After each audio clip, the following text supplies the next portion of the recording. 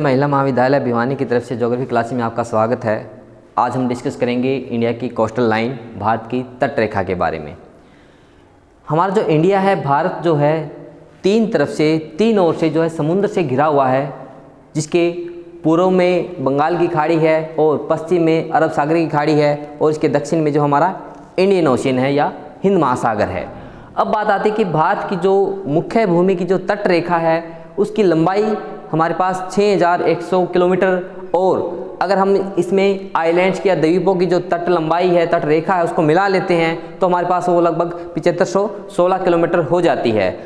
अब बात आती है कि जो हमारा इंडिया के जो स्टेट हैं, ऐसे कितने स्टेट हैं जिनकी कोस्टल लाइन जो है लगती है, जिसमें हमारे पास 9 मुख्य राज्य हैं जो कि समुद्री तट से लगे हुए हैं, जिसमें सबसे लंबी जो तट रेखा है वो हमारी गुजरात की है और सबसे कम जो है वो हमारे पास गोवा की है। यानी कि गुजरात की जो हमारे पास सबसे लंबी जो तट रेखा है वो है 1214 किलोमीटर और गोवा की जो है हमारे पास वो है लगभग 101 किलोमीटर। अब बात आती है, ये तो थी स्टेट की। जो हमारे पास यूनियन टेरिटरी है या केंद्र शासित प्रदेश है, उसमें अंडमान निकोबार एक ऐसा केंद्र शासित प्रदेश है जिसकी सबसे ज़्यादा लंबाई जो तटीय रेखा की वो 1962 किलोमीटर है।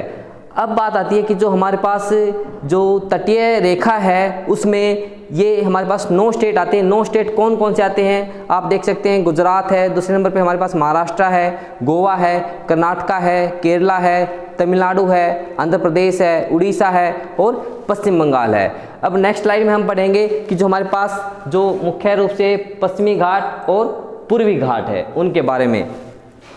जो पूर्वी तट पर स्थित है हमारे पास उसको हम पूर्वी घाट, और जो पश्चिमी तट पर स्थित है हमारे पास इसको हम पश्चिमी घाट बोलते हैं। और ये दोनों पर्वत श्रृंखला जहाँ पर मिलती हैं, ये पूर्वी घाट और ये पश्चिमी घाट जहाँ पर मिलती हैं, ये हमारे पास नीलगिरी की पहाड़ियाँ हैं। अब बात आती है कि जो हमारा पश्चिमी घाट है, इस पश्चिमी घाट को हम सह्याद्री या सह्याद्री पर्वत भी बोलते हैं। और जो पूर्वी घाट का हमारे पास सबसे जो ऊंचा पर्वत जो है हमारे पास वो है महेंद्रगिरी के नाम से जाना जाता है। ये जो घाट है हमारे पास पूर्वी या पश्चिमी, ये क्या कि पठारों के एक ढलान है, स्लोप हैं, इन्हीं को हम घाट बोलते हैं। जिस स्थान पर पूर्वी घाट और पश्चिमी घाट मिलते हैं वो अभी मैंने बताया आपको कि नीलगिरी की पहाड़ियाँ हैं। इन नीलगिरी की पहाड़ियों को जो है, इनकी सबसे जो ऊंची चोटी है, सर्वोच्च जो चोटी है हमारे पास वो है डोडा बेटा। अब बात आती है कि जो नीलगिरी की पहाड़ियाँ हैं, इन नीलगिरी की पहाड़ियों को हम पहाड़ियों की रानी के नाम से भी इसको जानते हैं, जिसका इसी पहाड़ी में हमारे पास ऊटी नामक एक जो है टूरिस्ट प्लेस भी है जो कि तमिलनाडु में स्थित है।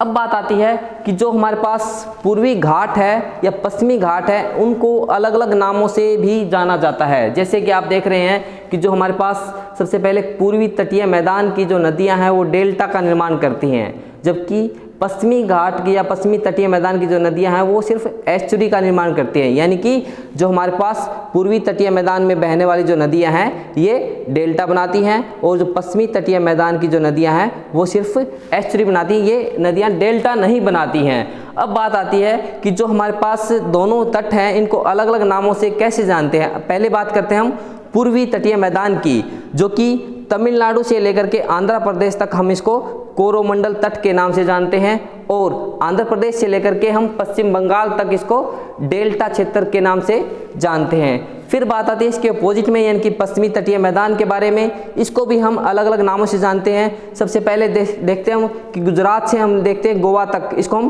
कोंकण तट बोलते हैं, और गोवा से लेकर के कर्नाटक तक इसको हम केरला तट के नाम से जानते हैं, और कर्नाटक से लेकर के हम तमिलनाडु तक इसको हम मालाबार तट के नाम से जानते हैं। अब बात आती है कि जो पूर्वी तटीय मैदान है इसका विस्तार जो है हमारे पास पश्चिमी तटीय मैदान की अपेक्षा अधिक है, जो कि कृषि के दृष्टिकोण से देखा जाए तो बहुत ज़्यादा उपयुक्त है। इसके लिए हम पूर्वी तटीय मैदान में पश्चिमी तटीय मैदान की जो अपेक्षा अधिक जनसंख्या देखने को मिलती है, क्योंकि वहाँ पर जो है एग्रीकल्चर ज़्यादा है और वहाँ पर कृषि ज़्यादा होने के कारण वहाँ पर पॉपुलेशन का ज़्यादा रेजिडेंस है, ज़्यादा वहाँ पर निवास स्थान है। Okay, thank you.